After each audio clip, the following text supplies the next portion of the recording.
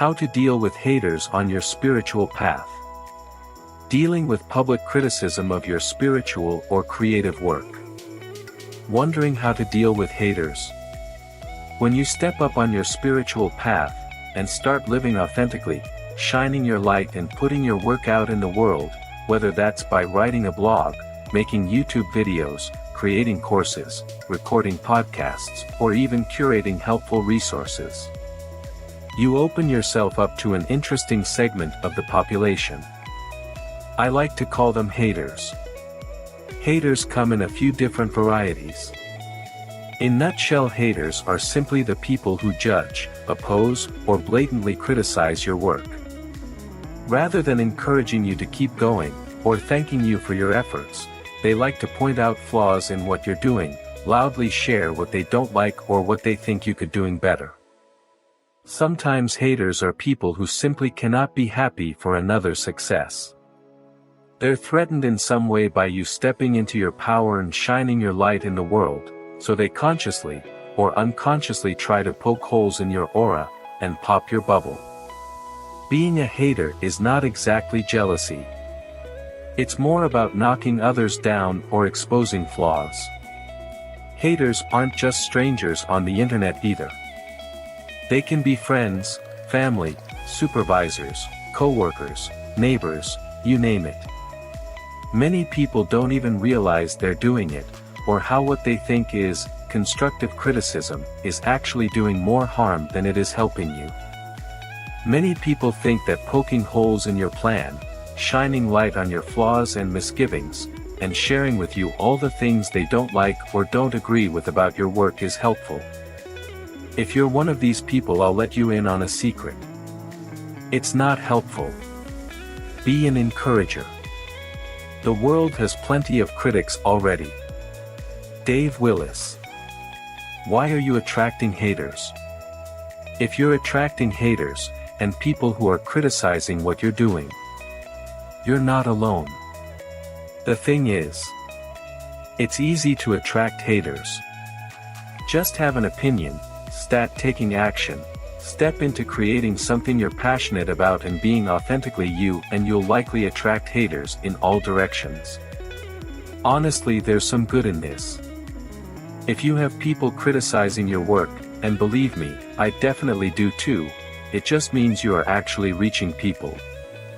If no one hates your work, that probably means no one is even seeing or noticing it.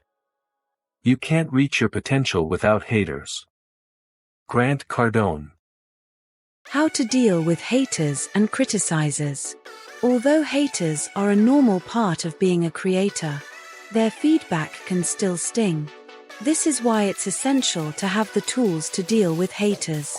Whether they are anonymous, at work, comments on your social media, or even at your holiday dinners, these points will help you deal with any negative or difficult feedback that you may get. You can't take it personally. Life is about choices. There will always be someone around who is mean, cynical, or rude. You get to choose not only who you listen to, but how to respond to what you hear. Just like their hate is their response to who you are. It absolutely isn't about you. The foundation of hate is fear. Anyone who hates is also afraid. That doesn't make it easier to take, but it does give you enough context to understand that it's not you, it's them. A common example is the coworker who is quick to say no to every new idea you have. It's not that they don't like your ideas necessarily, it's most likely a fear of not being in control, of uncertainty, or of being passed over. If someone is criticizing your work, it's probably because they're taking no action, and creating nothing. It's far easier to criticize another than to actually create something. Choose to not engage. Some haters are people we know well. The people who know you well enough to know your vulnerabilities and don't mind exploiting them are a particularly difficult breed of hater. When a friend or family member pushes your buttons and you get angry, it's because they are touching on your own fear. Often, the fear is that they might be right, or that other people see something about yourself that you don't like. When this happens, the best response is not to engage, Let the anger pass and then make a mental note. Doing this often enough allows you to create a mental buffer around this particular fear.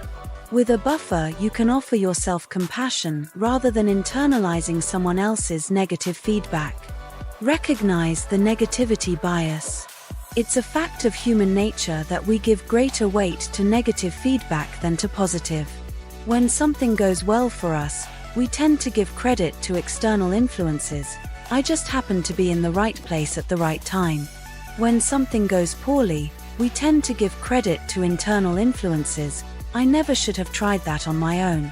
Try to recognize when this is happening and honestly assess what part you played in the good outcomes and what parts were out of your control in the bad. Consider the source. If someone is criticizing you, do they know you? Have they even met you? Do they know about the events that preceded your choice? Do they understand your value system? Do they have all the information? Also, are they delivering their feedback constructively? Or is their premise that you are flawed or wrong? It's important to consider the source and the motivation of that source. We need constructive criticism to grow and learn. We don't need attacking or shaming criticism. Give yourself permission to be discerning about whose energy you let in. If you don't know them and they don't have your best interests at heart, don't give them any space in your heart or mind. Focus on your VIPs.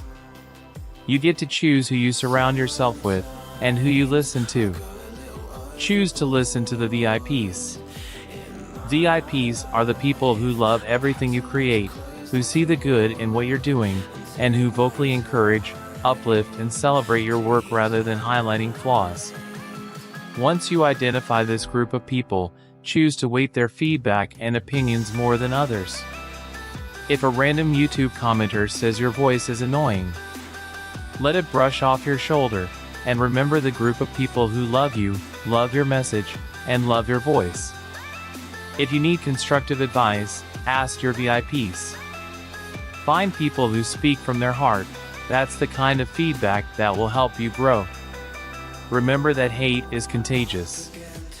Sometimes, no matter whether you have your emotional energy shield up or you're having such a good day that you feel like titanium to negativity, something is going to get in. Despite your best intentions to use these tips, something is going to sting or make you angry. A person makes one passing comment that is hate-filled and hits you the wrong way, and you're thinking about it for the rest of the day. Or longer. This one hateful comment is contagious and spreads throughout your body and life. Do your best to cleanse yourself of that energy as quickly as you can. Remember what you've done well. When something gets under your skin and you're having trouble letting it go, sit down, breathe deeply, and try to think of as many good qualities about yourself as you can. Make a mental list of all the times in the past week you helped someone. Or a list of all the things you're proud of. Do something to counter the anger or fear that's being triggered in you. This is a good reminder that just because another judges you doesn't mean you have to do the same. Let criticism roll off of you. Lighting some sage can actually help, or go for a walk, take a salt bath. And ask the angels to help you realign with love and let it go. Sage you later, haters. Finally, remember that the only way haters win is when you let it get to you, and stop creating. So show yourself some love, by patting yourself on the back, remind yourself that you're doing great things in the world. And keep going. Because the world needs your unique work, and color of light. So turn away from the haters, refocus on love, and let your light shine.